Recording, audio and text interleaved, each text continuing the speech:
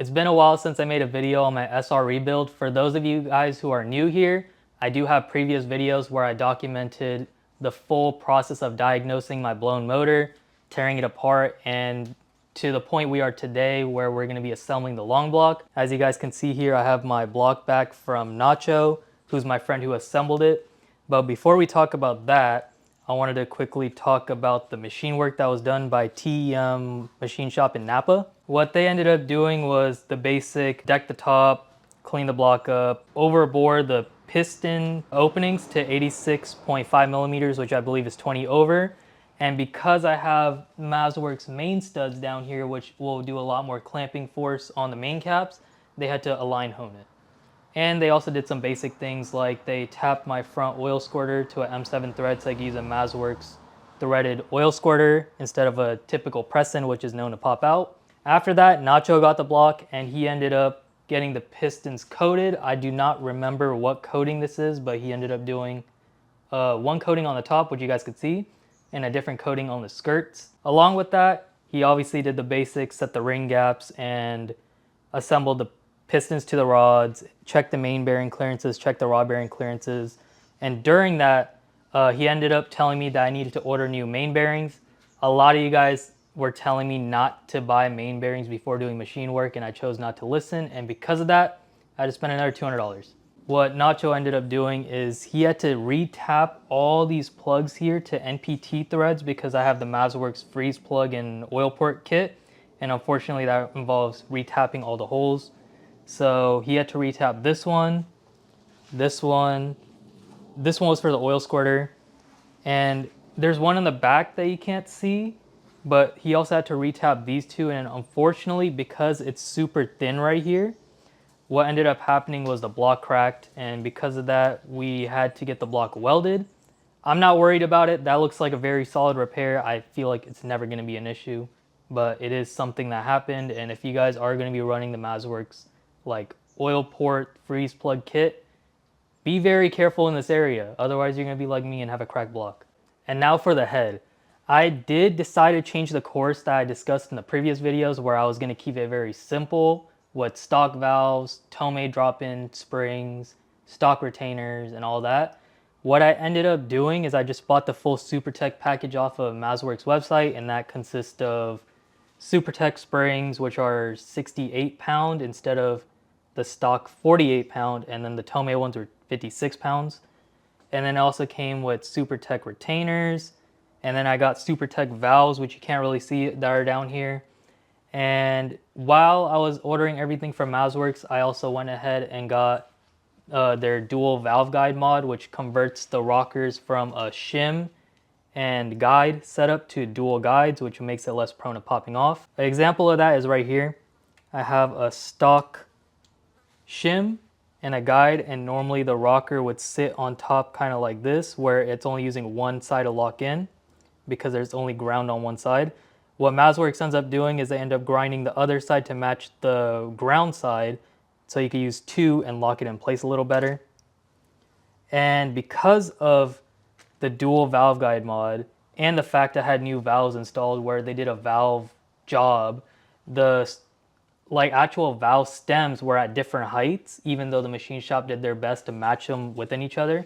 And a really bad problem with SR20s is storing rockers. So what I ended up doing was picking up this tool, which is just a dial indicator from Amazon, a magnetic stand, which normally looks like this from Amazon.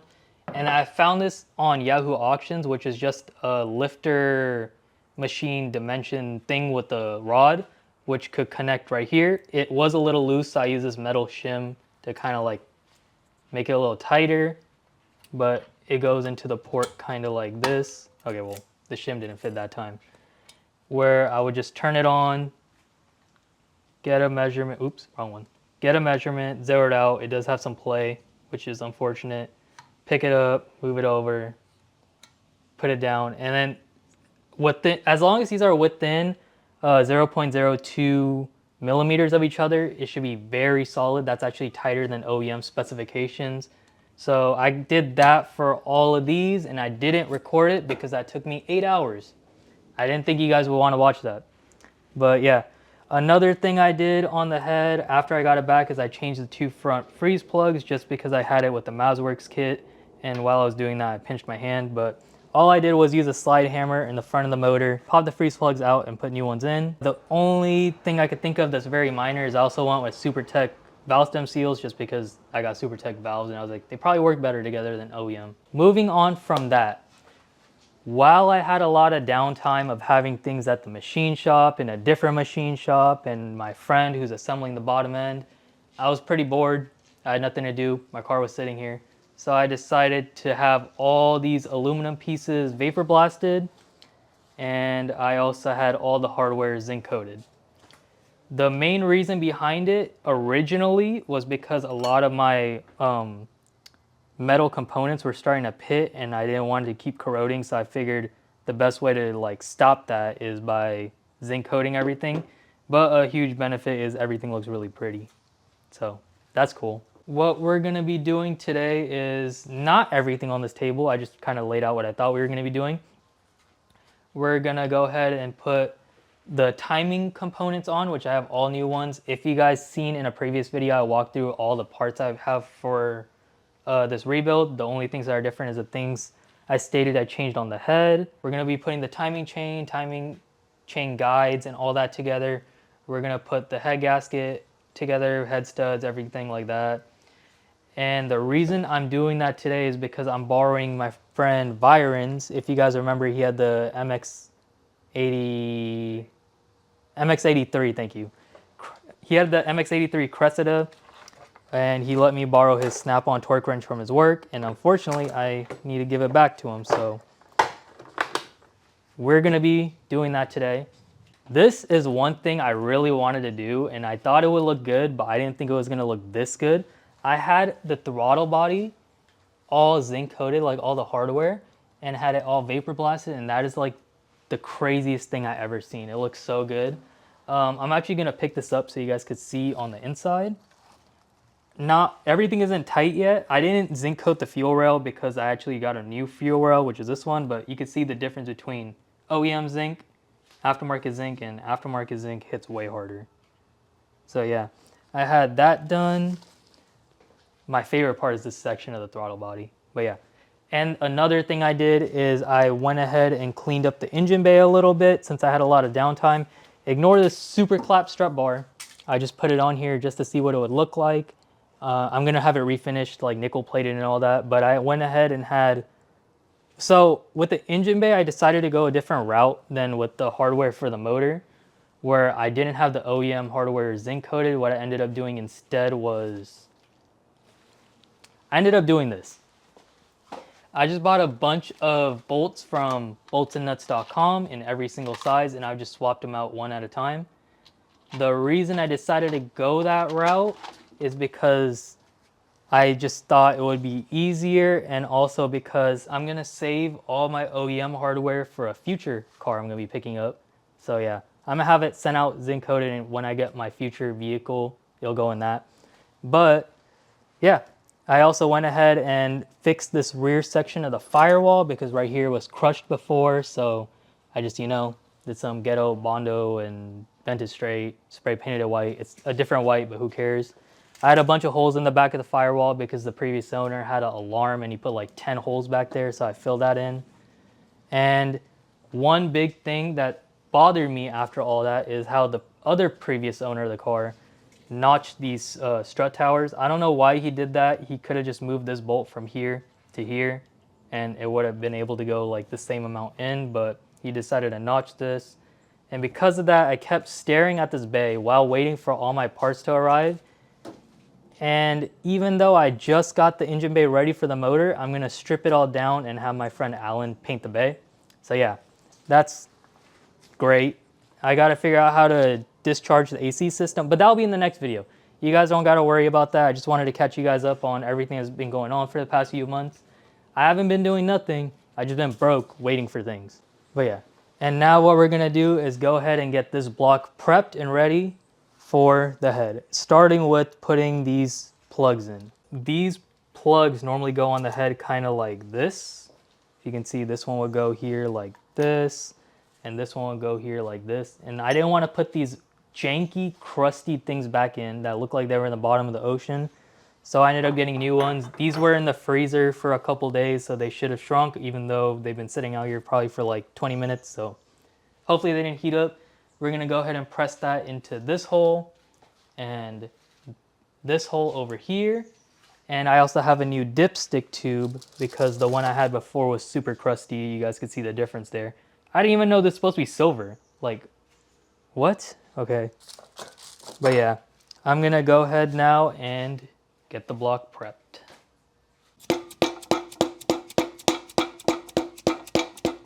Straight out of the freezer. You can see all the frost on it. Trying to give this the best chance it has. So I couldn't find the exact way to line this up. What I'm assuming is because there are 4 little dots on the top of this, you want these 2 dots to be along this plane and these 2 dots to be along that plane, because that kind of looks like the direction it should be in. So I'm just gonna run with that. Is it going in? Dang, how hard is this supposed to be?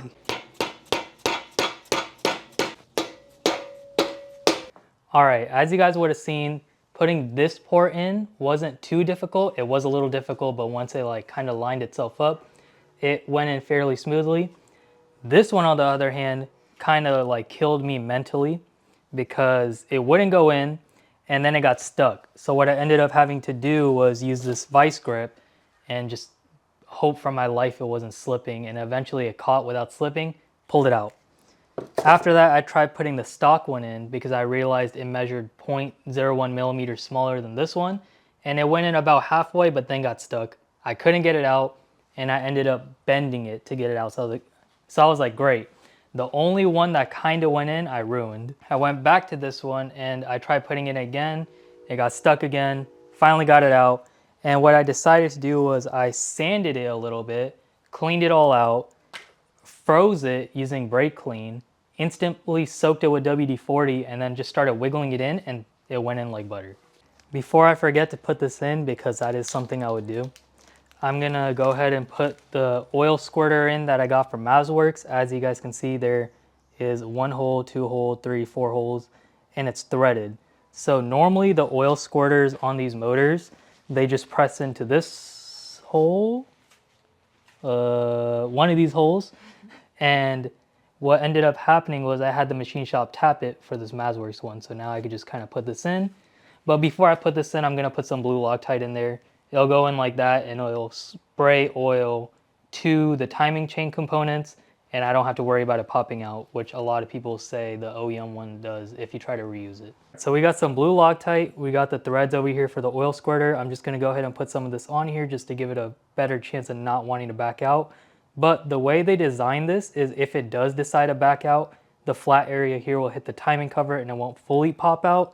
But I don't even want to risk that. If you guys could see, I'm shaking because I'm still out of energy from the breather. This is aluminum. You don't want to over tighten it and break it. So now that we got the oil squirter in the front of the timing chain area in, I wasn't sure if we had to like put these oil jets in a particular direction. When I was watching Mazworks video, they kind of like just put it in whatever direction. So I don't think that matters and it should be fine. But yeah, I got all new timing stuff. They're all OEM stuff. So I got a new timing chain, new guides, which is up here. Here's one, here's another. I got a new timing chain tensioner. I decided to get an OEM tensioner for now instead of the Mazworks one because the OEM one is like hydraulic, so over time it will expand. The Mazworks one, you kind of set it and leave it. The reason I don't want to use that one right now is because timing chains stretch. So while the motor is kind of getting broken in and everything in the timing chain is stretching, I'm going to use the OEM one, and then I'll swap to the Mazworks fixed one later on. I also got a new gasket for the tensioner. I have the OEM gear because I thought I got a new one, but I didn't. A new spacer for the crank, and a new bolt for this tensioner will go right here, and 2 new bolts for this, or a guide, and 2 new bolts for this guide, which will go right here. Actually, before putting this all together, I wanted to show you guys why I got a new spacer for the crank. This is the new one. You guys could see it's flat on this side, flat on this side. Here's the old one. You guys can see it's flat, but there's some wear right here where it's starting to round over. And the same thing on this side. It's actually a little worse on this side. What this spacer does on the crank is it actually dries the oil pump. And I didn't like that there was some wear on this, so I decided just to get a new one. It was like $6. Before putting the gear on for the oil pump, you have to put the gear on for the timing chain. The way this goes in is you can see there's a spacer on one side but not the other. The spacer side goes towards the back of the engine because there's a dot on the front here that you're going to use to line up your timing chain. I went ahead and took this woodruff key out just to make it a little easier, and I'll put that on after. This one is for the crank pulley and this one is for the timing chain. So I'm just gonna slip this in just like that. And then the oil pump one, there's a dot on one side. You want to have the dot out, I believe. So just line that up. This one's a little tighter, by the way.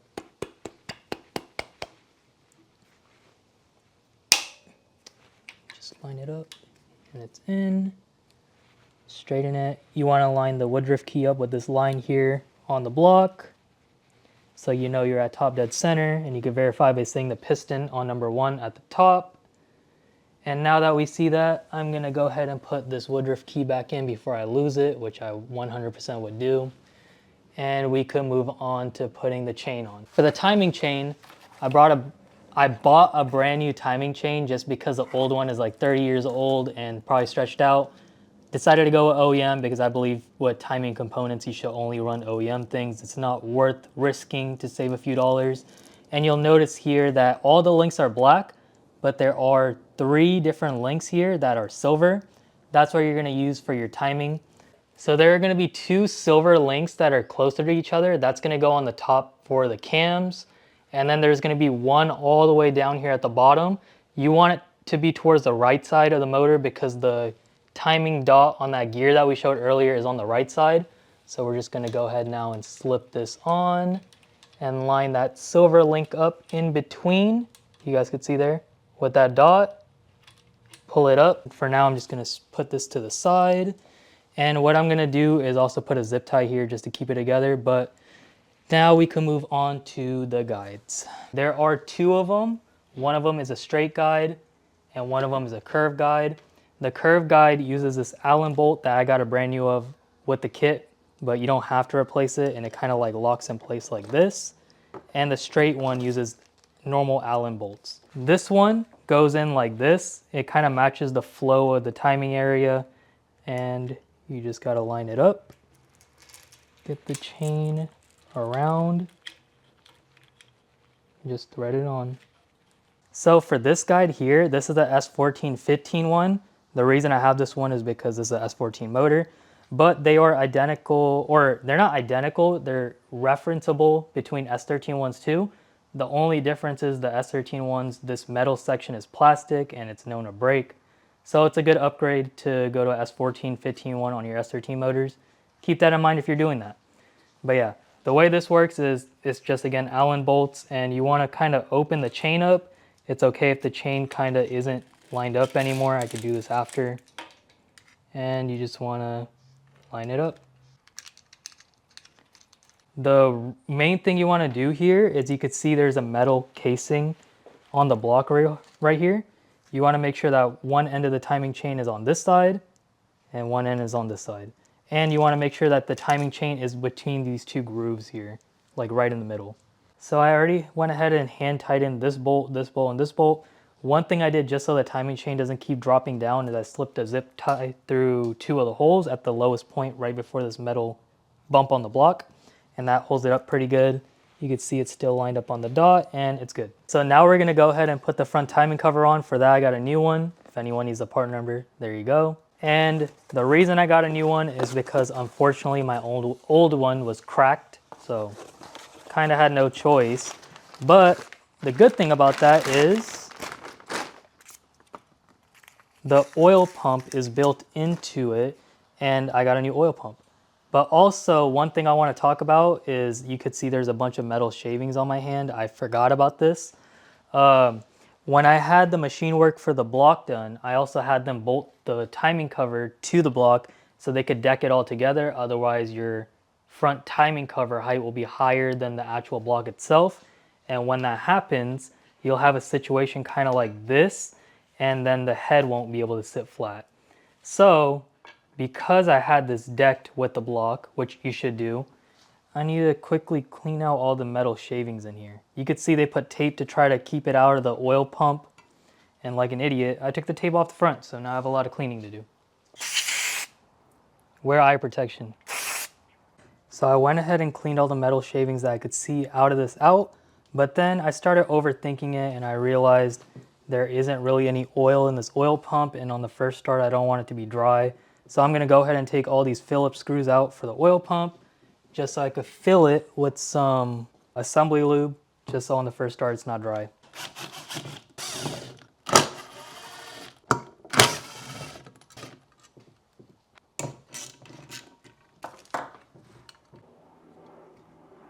All right, now we got the oil pump open.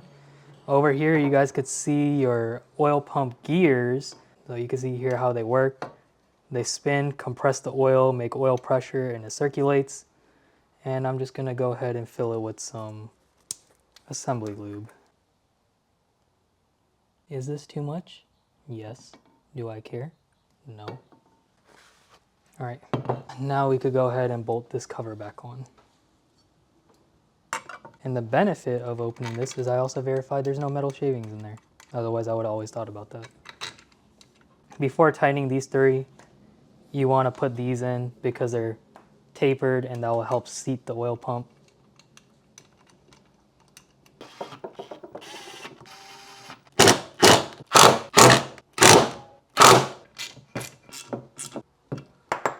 Good to go. So now we're ready to RTV the front timing cover to install it onto the block.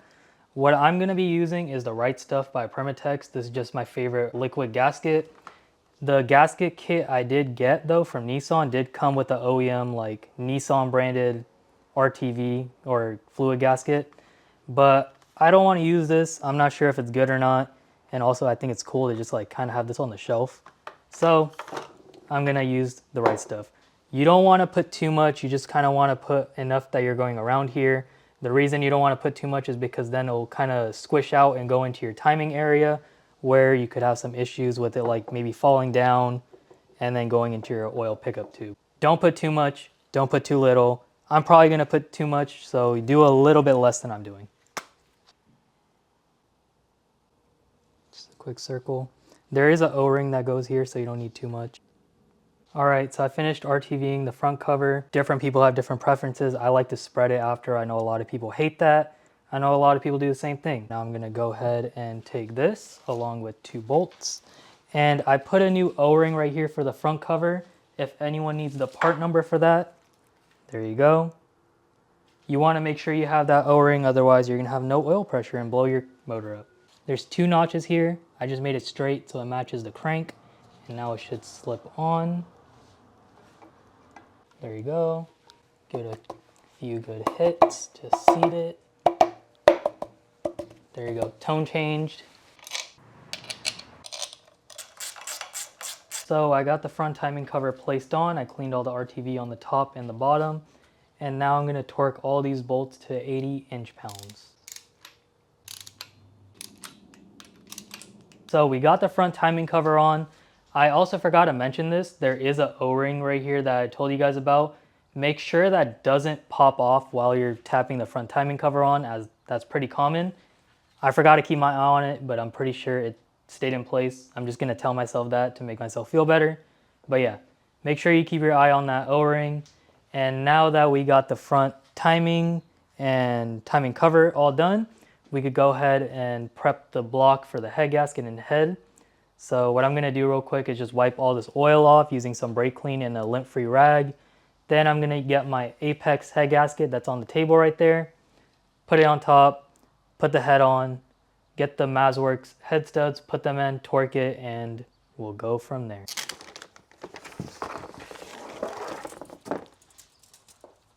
So if you were to copper spray the head gasket, this is when you would do that.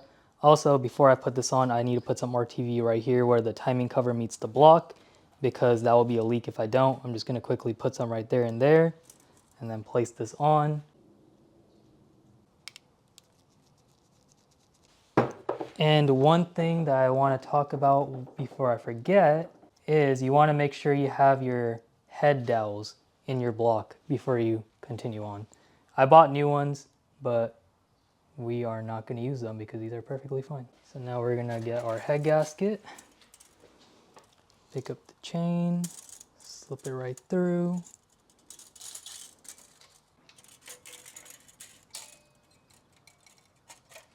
Another thing that I forgot to mention is before we started all of this, I did clean out all the head bolt holes using a compressor. I just made sure that they were fully cleaned of any dirt, oil, whatever, so not worried about that. And now we could place the head on.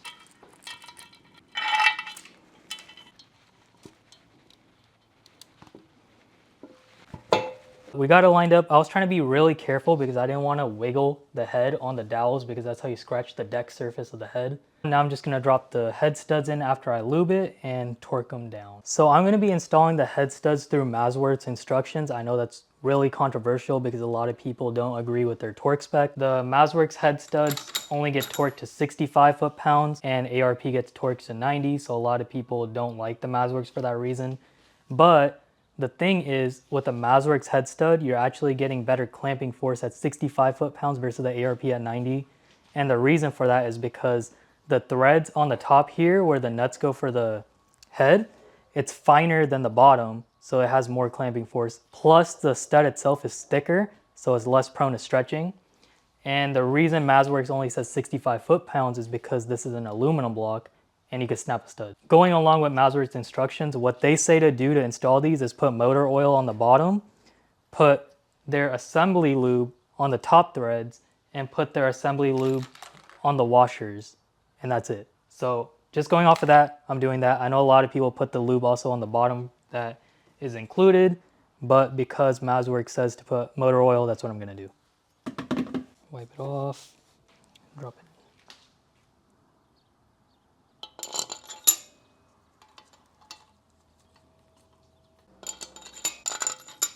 The reason you don't want to have too much oil at the bottom is because it could put a lot, it's like a hydraulic at that point, it could crack the block. You could put the studs in before putting the head on, but that's not what the instructions say to do, so I didn't do it.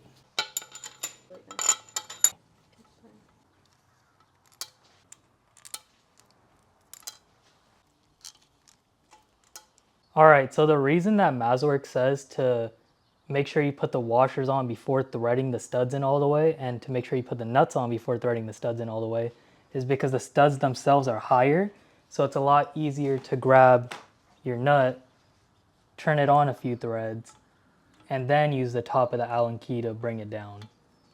So you just kind of want to do this, thread it down, and then bring it. So just get a few turns on each one of these.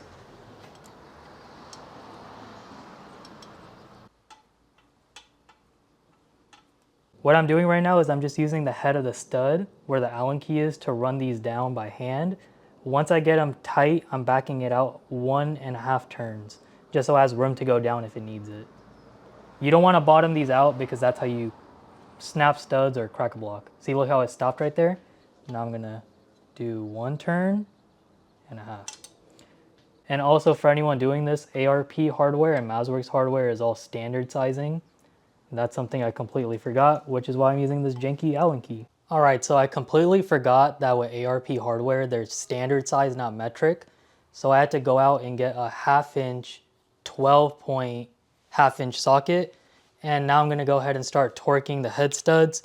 There is one situation that I'm kind of finicky about on this one head stud over here. It didn't bottom out as much as the rest. I'm not sure why, but I'm just not gonna think about it.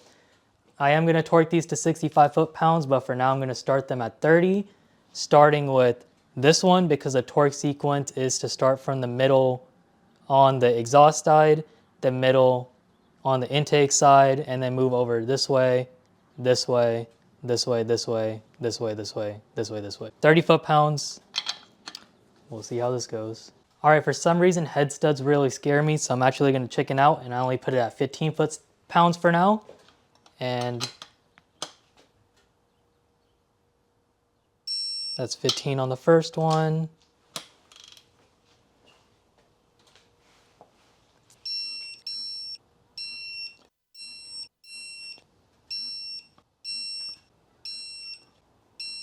15. Now I'm gonna go up to 30 foot-pounds. Now it's getting a little scary.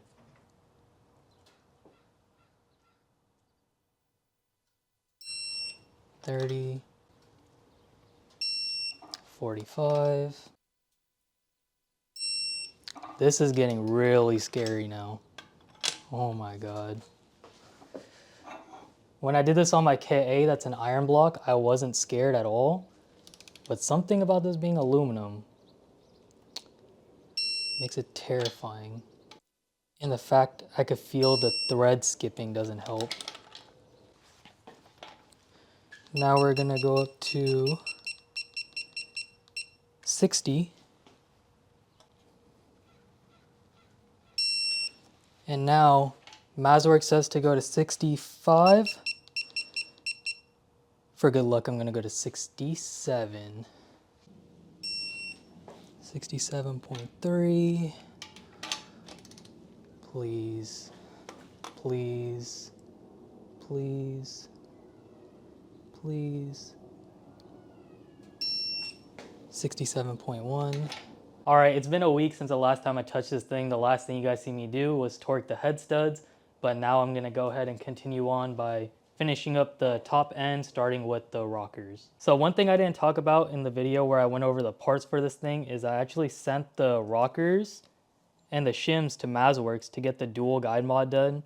And what that does is it makes it so instead of having a flat shim on one side of your rocker like this and a guide shim on the other side like this, you have two guide shims on your rocker.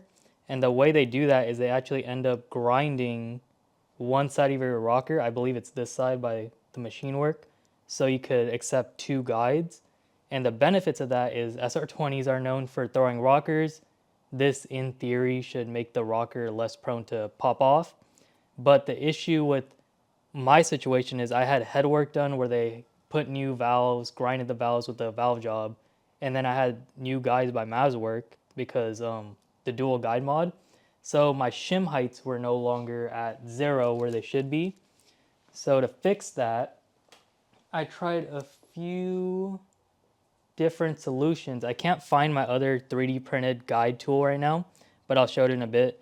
This is the tool that I ended up using that was the most accurate. It's basically a magnetic base that you could get for a dial gauge, and this tool I found on Yahoo Auctions that is basically just a rod with a piece that's the shape of a lifter, and with that you could put it into your lifter hole like so.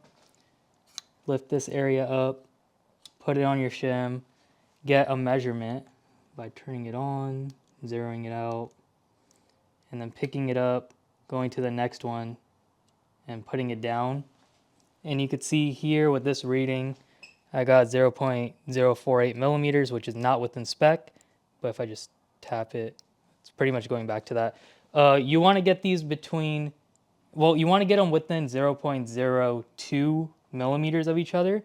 I know these are actually set, but because there's so much play in this dial indicator, you could see if I wiggle it forward, the numbers go way higher. If I wiggle it back, it goes negative. The way I figured out to get this to work best is I actually took this little tool off the engine stand, which makes it able to move. And then if I was setting the intake side, which is over here, I will tilt the motor down a little bit towards the intake side. And that will kind of set the tool back, zero out the gauge, pick it up, move it over, put it down, and you can see negative 1.9, which is within 0.02 millimeters. The more you do this, the more you're going to realize every single time you measure these things, you're going to get a different measurement. You cannot get an exact measurement with these tools. I tried 3 different types of 3D printed ones. I tried a lifter with a rod. All of them have play, so the best solution I have for you guys is just tilt it to the side a little bit and keep splitting the difference, like take a measurement on one side and the other, and then go back to the other one, see how off it is, and then go with the other one, go back and forth, and it's just a lot of like, one side might keep reading lower than the other because it's always negative, so you know to sand the positive one a little bit, and then you just try to get it so it keeps alternating which one's a little higher and lower in your readings, and you know you're probably even.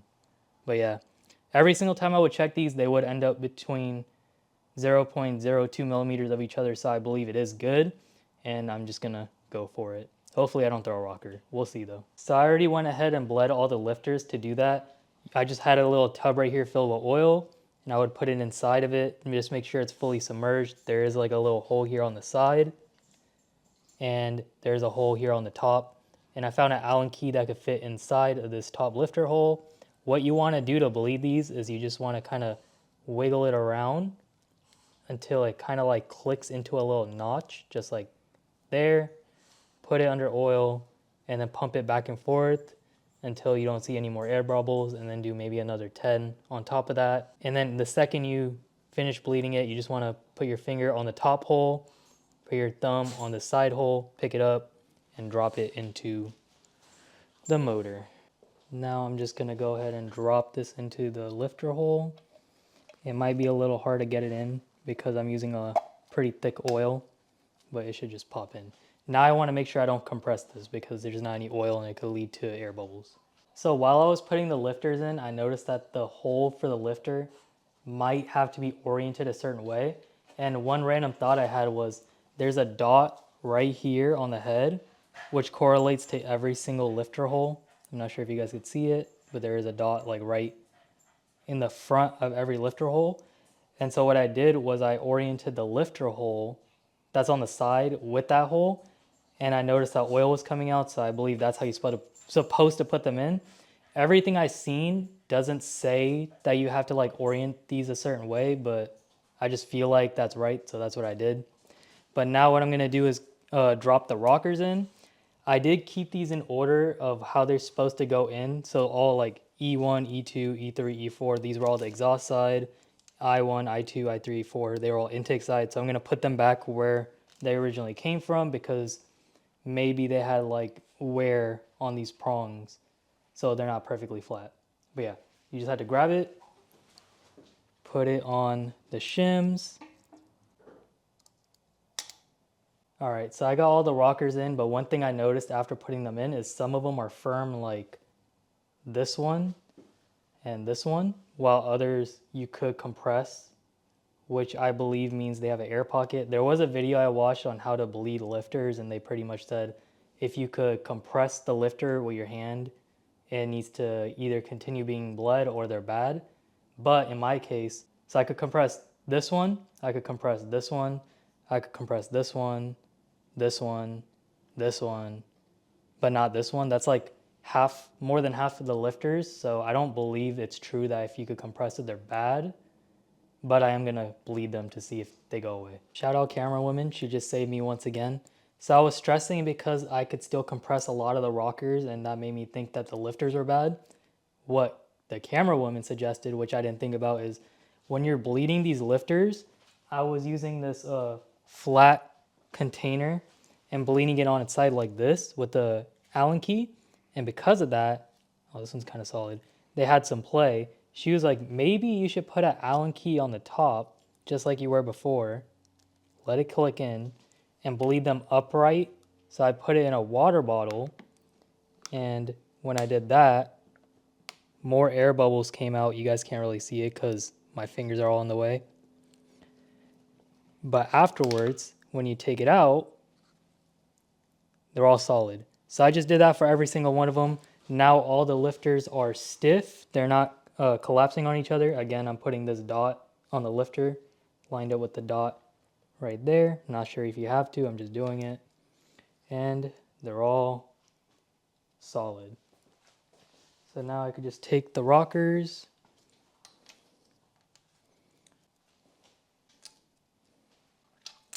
and now you can see, I'll go in order.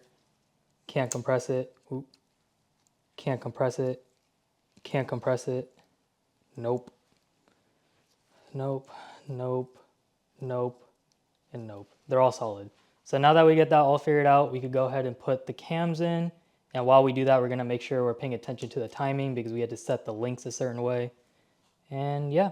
All right, as you guys can see, it's a different day again. I have a different outfit on, hopefully. I'm not sure what I wore in the other clips, but the unfortunate thing about being full-time students between me and the camera woman is we don't have that much time. but we did schedule a lot of time today to get this done, so we're going to get it done.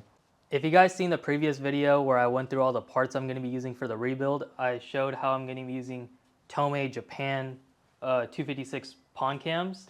And the reason I decided to go with these is because they're not too aggressive, and with this motor being not sleeved and with just a 68-pound valve spring, I wanted to keep it in the very low-ish power level. The max power this motor is ever going to make is probably going to be like 320 to 350. And the reason for that is because it's not sleeved, and because later on I do want to rebuild another SR where I want to do a VVL head and sleeve block, go crazy with that, but I don't got the money for that right now. So I'm doing what I can to make one motor I want for a lifetime while planning for another motor I want for a lifetime. But yeah, these are the 256 Tomei pond cams we're going to be using.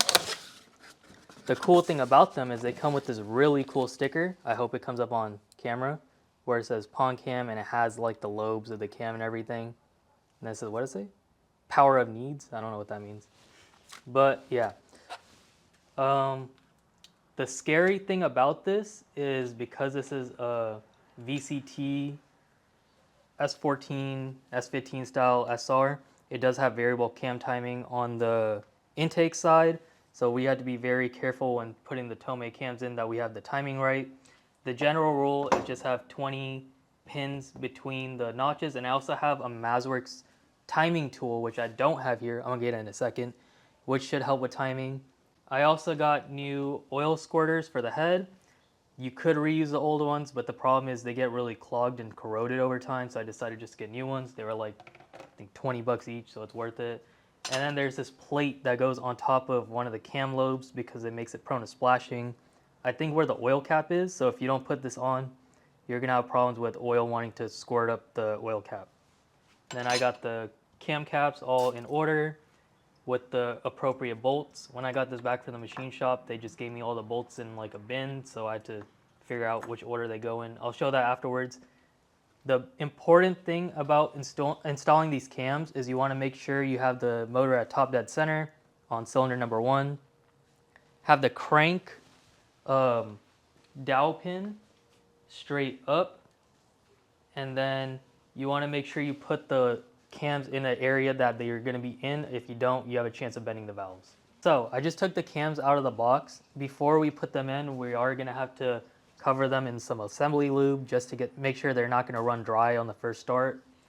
And this was a tool I was talking about from Mazworks that's going to help with timing. You can see it's marked intake and exhaust, and it has the notches that you're going to line up with the chain. If you're in between this, you know you're good on timing. If you're not, you're not. I wouldn't use this as a 100% reference, but you could use this just to quickly, or just to like verify in another way besides counting the links. So the way this would work is you place it after putting the cams into the motor with the cam gears in the front just like this, and then you line up the notches with the chain. That's just a quick overview of that tool. Now I'm gonna go ahead and lube up the cams and throw them in. I'm gonna put the cams in and tighten them and then put the cam gears on, because I don't want to deal with snaking the cam gear or the cam on with the gear over the chain. And I don't know, that's just what I decided to do. You could do it either way. That's just what I'm going to do. And one last thing before I throw it in, you could see here that the Tomei cams are labeled Tomei, the motor, the exhaust duration, and the lift. These are 11-to-5 lift on the intake and exhaust side. And you can see on mine, there's like some corrosion because they've been sitting for a while, even though they were in the oil-filled bag, but I think they'll be fine. They also came with this funny paper, which I thought was funny. They just say, careful installing it because the cams could snap, and they give a little cartoon. This is like the messiest thing you could do on a car. Picking up the timing chain.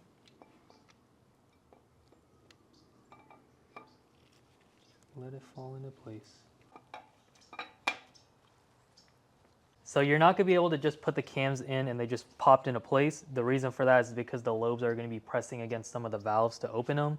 So you could imagine you're fighting against the spring pressure of the valve springs. You just want to kind of get them as close as possible and then deal with getting them perfect afterwards.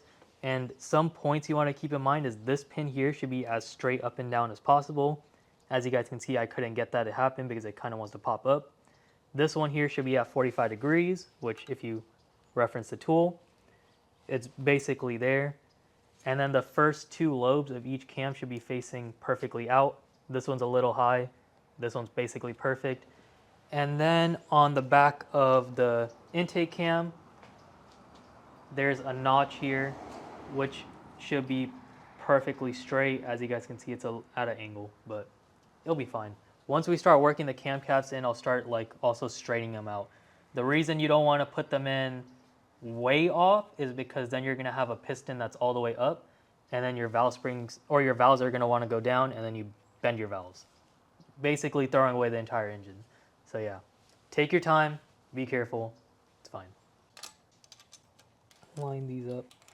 So the thing to keep in mind with the oil squirters is they are also directional. You could see here the holes on the oil squirter are gonna face down. So if obviously the holes on the oil squirter are facing up, they're on the wrong side. And then the bolts for the oil squirter are different than the normal cam cap bolts. You can see the normal ones are flanged. And then the ones that have the oil squirter are not flanged and they have a washer. So keep that in mind. Besides the back one, that one is also flanged. I don't know why Nissan did it like that, but they did. And then for the cam caps, you can see they are labeled I. That's intake. The exhaust ones are labeled exhaust, and they're labeled 1, 2, 3, 4, 5. So it's really not that hard to get these correct.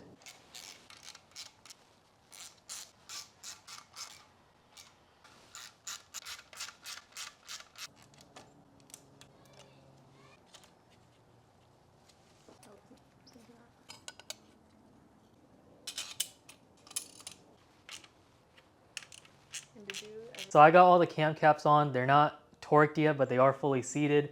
I did also install the oil squirters in this splash tray that goes on the exhaust side of the motor. On the second cam cap, there is a little notch on top too, which you orient with the oil squirter, but I'll show you that afterwards. What I'm gonna do right now is put the cam gears on and use that to orient the cams fully. Normally you would put a 24mm slim wrench on the front of these cams and orient them, but I don't have a 24mm slim wrench, I just have a normal one. So I'm gonna use the cam gears to do the final orientation, and then I'm gonna torque the cam caps fully. Okay, now I'm gonna go ahead and install the cam gear for the intake side. To do that, you wanna just get the chain, line up the, where is it? That little dot on the cam gear with the link that's silver on the chain, if you have an OEM chain. And then you just kind of drop it in place and get the pin that was in the front of the cam right there. So I'm gonna take the bolt out, drop this down, get it a seat, and just press it in. And if you have everything lined up in terms of the cam orientation, it should just fall right in like it just did. Then you go ahead and tighten the bolt. 24mm. So now I'm gonna pull the zip tie out that we used to hold the timing chain in place, which should release it. And now I got to make sure that it doesn't fall off of this. If I wanted to, I could put a zip tie right here so the chain doesn't pop off. And now that I think about it, it's pretty smart, so I'm gonna do that. So again, this dot here is gonna line up with the pin on the cam, but before you put that in, you want to line up the dot on the outside with the link on the chain. So just pick that up. Okay, so the problem we're having right now is the cam needs to go slightly to the left, I think, to get this to orient correctly. Okay. Just like that. Another thing to keep in mind is you want to make sure the chain stays on this brown guide down here. I'm not sure if you guys will be able to see it, but if anyone is following along the brown guide, just make sure the chain is in the middle of it. Line that up. So we ended up putting the camera down for a second because we were struggling to get the cam gears to line up.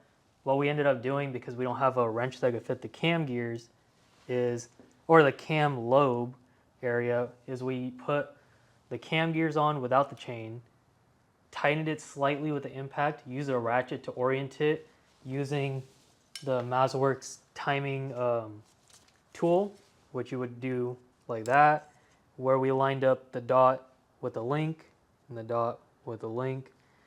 And then once we got them oriented correctly, the timing chain went on. If you're struggling to get the timing chain to go on with the cam gears, more than likely the cam is not oriented correctly. So double check that.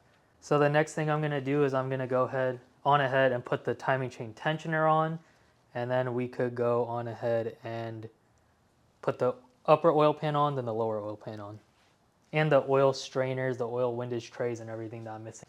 Okay, now I'm going to go on ahead and torque the cam caps to 6.5 foot-pounds, which is what it says on the Nissan service manual, starting from the inside out. I don't remember the exact order. I just know that as long as you go from the inside out, you'll be okay. So obviously you want to use an inch-pound torque wrench too, and not a Harbor Freight one like I'm doing.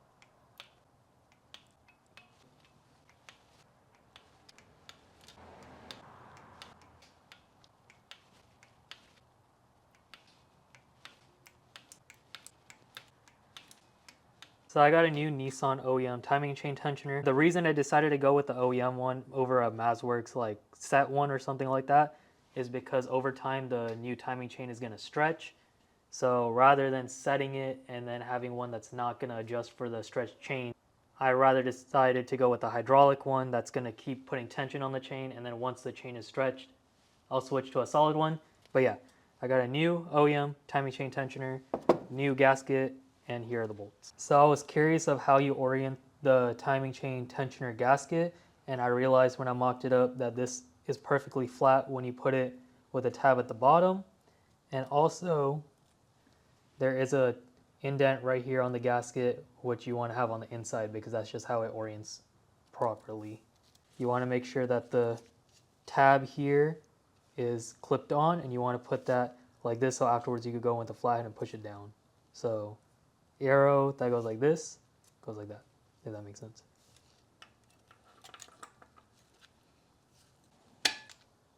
Now we could go ahead and torque these. So normally there's this tab right here on the tensioner you would have to knock down to let it sit, but it popped off on its own. So now what I'm going to do is rotate the engine one time and just verify that everything looks correct. Let's see. Why does it sound like that? Oh, that was a tensioner setting. Yeah. The click, click, click.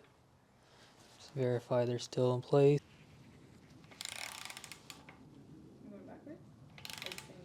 Okay, so I just did one full rotation and it was so freaking scary. I don't even know how to explain it. But now I'm gonna go ahead and I set the crank back at top dead center, and I'm gonna use this tool. You can see here, lined up perfectly, lined up perfectly. Obviously the silver links aren't gonna line up anymore. They're never gonna line up again. So what you wanna do now is count right here. 1, 2, 3, 4, 5, 6, 7, 8, 9, 10, 11, 12, 13, 14, 15, 16, 17, 18, 19, 20. Perfect. That sounded scary though. I want to do one more spin. What is that noise? What? I didn't tighten them. It's bent. What's bent? Look at it.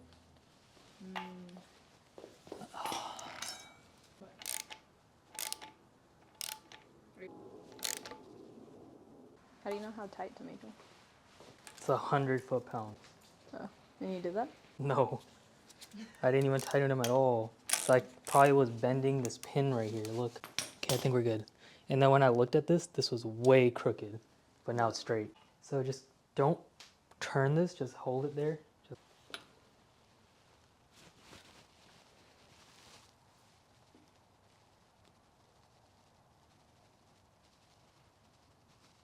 I feel like it's gonna break. Okay, that one's good.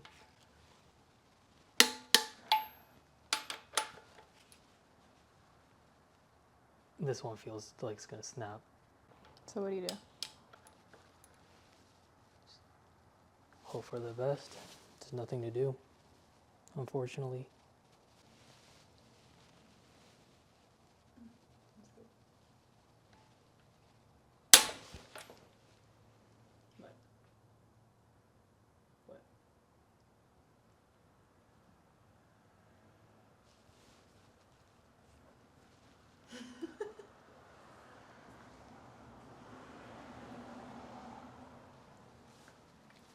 Was that this?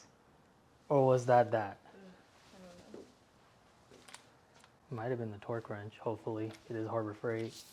It's tight. I'm really hoping that was a torque wrench then, because look, it's still tight. Still need to torque it though. I hate this. I should have just paid someone. Yeah. They should have. Okay, we're good. Do not use a Harbor Freight torque wrench for this. Otherwise, you're going to be crying like I just did.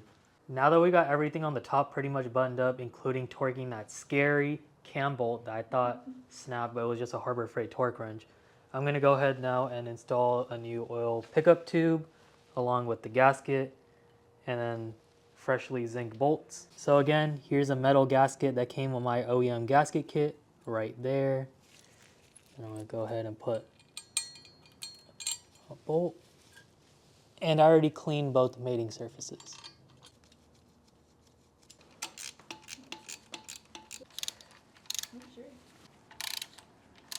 Now I'm going to install the first windage tray. You want to orient this so the crease is going down. So you guys might have remembered that I bought this giant tube with a right stub gasket maker, assuming in the beginning of this video I was going to assemble the entire SR the day we started, and I was very wrong. So that was a waste of $40. So now I bought another tube of the right stub gasket maker for $40, assuming we're going to finish today, and hopefully this time I'm right. And you guys would have noticed that it's been so long that they changed the design of the case.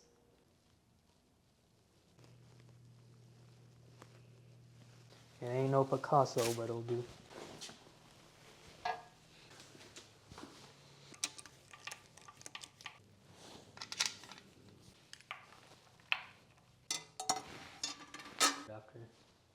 For the lower pan, I decided to go with a Tomei Japan baffled pan. The reason I decided to go with a Tomei is because I like that it's stainless steel versus the Greddy one, which is cast aluminum, which could shatter. The reason I decided to go with the Tomei Japan one is because they are actually different than the Tomei USA ones because they have rubber trap doors for the baffle, but the Tomei USA ones have metal trapdoors. And being that Tomei Japan originally designed the pan, I'm gonna go with their design. And then it came with new hardware because I'm assuming the factory hardware won't work anymore. They came with studs and stuff like that. So I'm gonna go ahead and glance at the instructions, put the studs on, and then throw this onto the car or motor. So the instructions unfortunately are in Japanese, but there are some pictures here that are useful. It says change bolts and it says these four right here, and I'm assuming that means change those out for the studs they provide. So I went ahead and mocked up the pan just like this, and when I did that I realized that I can't get bolts on this side or this side because of the baffles. So the kit came with all new hardware including 4 studs. So on the side with the baffles I'm going to go on ahead and install the studs, and it also came with this NPT plug. And you want to remember to put this in. This goes on this hole over here. The reason Tomei gives this is because if you want to install like a oil temp sensor, you would install it here. But because I don't have one, I'm just going to put the plug in with some thread sealant. Sorry about my dog.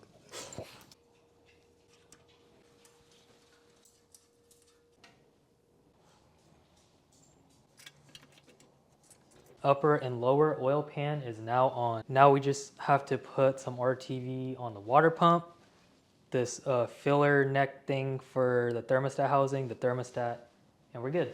I actually had all these pieces vapor blasted, which is why they look way better than the rest of the engine block. We're gonna start off with the water pump, which is right here, if anyone needs the part number.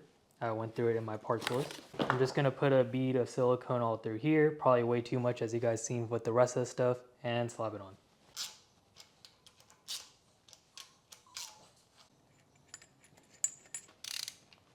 So before, what I used to run on this car was a Nismo thermostat, and I really liked how it kept the car pretty cool considering I have a stock hood and there's a lot of heat. So I got another Nismo thermostat, just a new one. There was nothing wrong with the old one, but I figured why not, they're cheap. And this goes right here. You have to make sure that this little breather part on the thermostat is on top. And now I could put some RTV on the front thermostat housing and slap it on.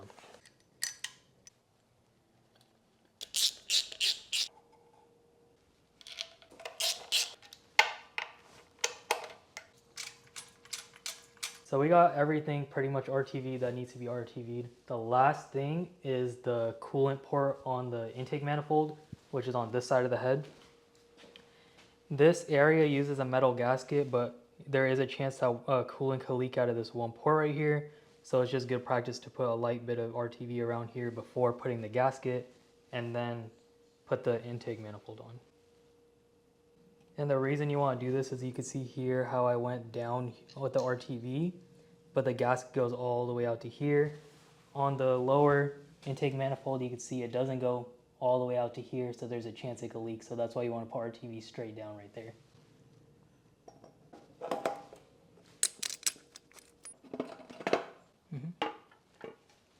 This is as far as I'm going to be assembling the motor in this video. The reason I'm not going to install the turbo manifold, the turbo, the upper intake manifold, committing to this fuel rail and a bunch of stuff underneath is because I'm not sure if I'm still going to be running the stock fuel rail with the stock injectors. I'm not sure if I'm going to be running the stock exhaust manifold still. So for now, this is where I'm going to be ending it. As you guys can see, we have the motor pretty much dressed. It looks pretty good in my opinion with all the zinc plated hardware, some vapor blasted pieces, a new valve cover, nickel plated coil pack cover, which I already had. My favorite piece, hands down, is the zinc plated hardware on the throttle body and the vapor blasted throttle body. To me, that just like looks insane. And yeah, I think this thing will look really good with all the little pink accents of the Yachio factory water pump pulley. I got some pink washers for the valve cover hardware, and I have a PRP LS1 alternator conversion, which is also pink. So I think with those little bits of pink, some blue from the intercooler couplers, it's gonna look money. So yeah, see you guys in the next one.